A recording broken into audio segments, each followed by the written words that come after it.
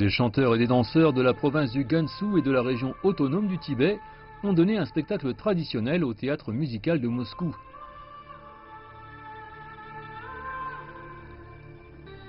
Leur région natale, du plateau Qinghai-Tibet, accueillait une partie de l'ancienne route de la soie il y a plusieurs siècles. Mettant en valeur les échanges culturels entre la Chine et les autres pays, la représentation a offert l'opportunité au public russe d'avoir un accès direct à la culture chinoise.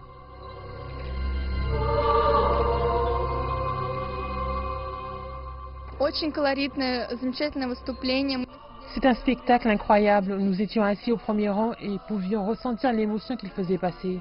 Le style unique des spectacles dansés illustre les caractéristiques des cultures de l'Ouest chinois. C'est beau et ça m'a permis de mieux comprendre la Chine. J'aime tant ce pays. C'est l'occasion pour moi de connaître la danse et la culture chinoise à travers ses artistes.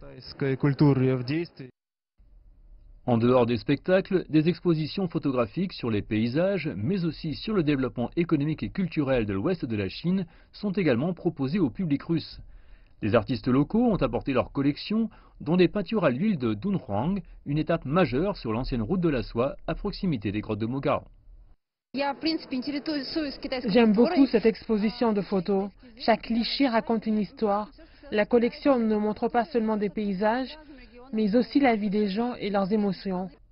2 documentaires sur la vie quotidienne des habitants du plateau Qinghai-Tibet seront diffusés à l'occasion de cet événement d'une semaine, dont le but est de promouvoir la culture de la route de la soie et d'approfondir la communication interculturelle entre la Chine et la Russie.